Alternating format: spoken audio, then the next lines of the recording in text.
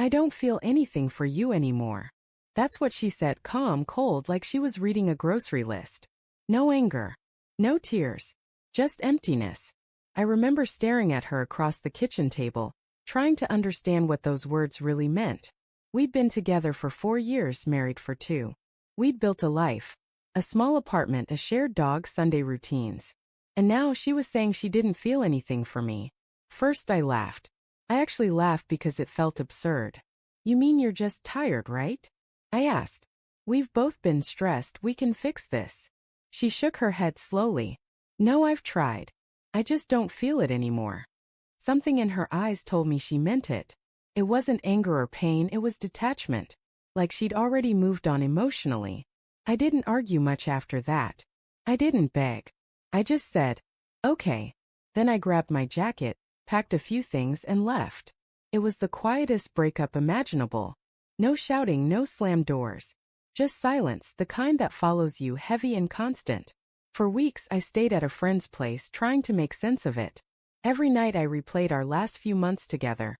The late night scrolling on her phone, the excuses not to go out, the sudden girls' weekends. I told myself I was paranoid back then. I wanted to believe she was just struggling with work or stress. But deep down, I knew something was off. Then about a month later I ran into her best friend, Julia. She and my ex, Emma, had been inseparable since college. Julia was the kind of person who always knew everyone's secrets, but kept her own locked away. She saw me at the coffee shop, hesitated and then walked over.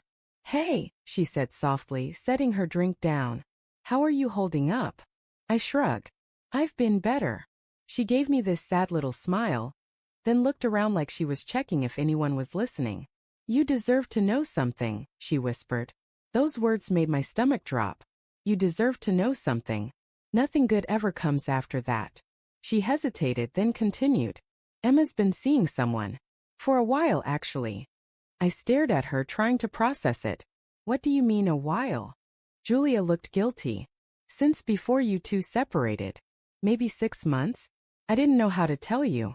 I tried to stay out of it. It felt like the floor disappeared beneath me. 6 months. That meant all those girls' weekends and late-night work calls were just cover stories. I couldn't even speak. Julia kept talking, her words soft but sharp. I told her to come clean. She said she didn't want to hurt you.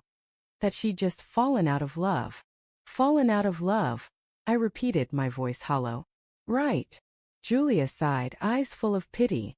I know this doesn't help, but it wasn't just some random guy. It's someone you know. I felt my throat tighten. Who? She hesitated again. Evan. I froze. Evan was my coworker, a guy I'd helped get hired at my company last year.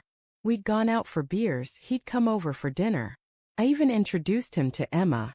I remember that first dinner vividly now, the way they laughed about stupid TV shows, the way she poured him another glass of wine before I even asked. I didn't think much of it back then. I trusted her. Julia reached for my hand, maybe to comfort me, but I pulled away. I'm sorry, she said quietly. I shouldn't have said anything, but you deserved the truth. That night I sat in my car for nearly an hour, just staring at the steering wheel. My hands were shaking. I wasn't sure if it was rage or heartbreak or both. I didn't confront her right away. I needed proof. Something in me needed to see it with my own eyes. So I did something I'm not proud of. I went to her apartment one evening, the one we used to share. I still had a key. Her car was parked outside and another car, Evan's, was next to it. My heart pounded as I walked up the stairs. I didn't even have to open the door to know. Through the thin walls I heard laughter. Her laughter. The same laugh that used to fill our home. I didn't knock.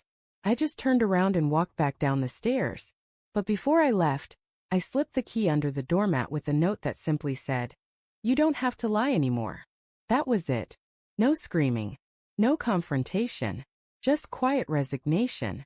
For weeks after, I felt like a ghost, moving through life, doing my job, pretending to be fine. Everyone told me time heals everything. They were wrong. Time doesn't heal betrayal. It just teaches you how to live with it. A few months later, Julia texted me again. She said Emma and Evan had broken up. Apparently, he cheated on her with someone from work. I didn't even feel satisfaction. Just emptiness. Julia asked if I wanted to meet for coffee. I agreed, mostly out of curiosity. When we met, she looked uneasy. I didn't tell you everything before, she admitted. Emma wasn't just unhappy, she was jealous. You were doing well, getting promoted, focused, and she felt like you didn't need her anymore. That's why she started seeing Evan. He made her feel wanted. I laughed bitterly. So she destroyed what we had because she needed attention? Julia nodded. Pretty much. And when you left, she realized too late what she'd done. For the first time, I didn't feel heartbreak. I felt clarity. She didn't lose me because she stopped feeling love. She lost me because she stopped respecting me. That night, I deleted her number, every photo, every memory I'd been clinging to. I let her ghost stay in the past where it belonged. And for the first time in months, I slept without replaying her voice in my head. Sometimes I still think about that moment, her saying, "I don't feel anything for you." Now I realize she was right, in a way. She didn't feel anything for me. But one day, she'll remember the man who did everything to love her. And she'll feel that emptiness instead. Because in the end, walking away wasn't my loss. It was hers.